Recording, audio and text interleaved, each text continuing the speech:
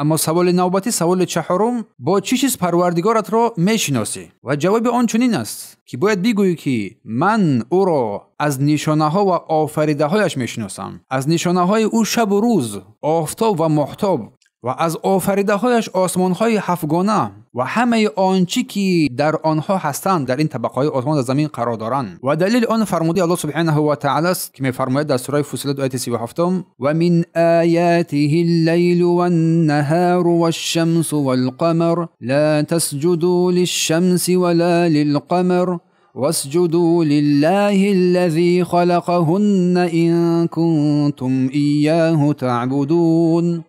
و از نشانه های قدرت و یگانگی او سبحانه و تعالی پای هم آمدن شب و روز و آفتاب و ماه، و بر آفتاب و ماه سجده نکنید که آنها مخلوقان الله هستند و به الله برحق که آنها را آفریده از سجده کنید اگر شما حقیقتا او را خاص عبادت میکنید و میپرستید. و الله میفرماید ان ربکم الله الذی خلق السماوات والارض فی 6 ایام. واقعا پروردگار شما الله است که آسمان ها و زمین را در 6 روز آفرید. ثم استوى علی العرش، سپس بر عرش استوا کرد. یغشی اللیل النهار یطلبه حثیثا، و شب روز را شتابان طلب میکند. و الشمس والقمر والنجوم مسخرات بامره، و آفتاب و ماه و ستارگان و همه مطیع فرمان او هستند. الا له الخلق والامر، آگاه باشد که آفرینش و فرمانروایی تنها از آن اوست. تبارک الله رب العالمین،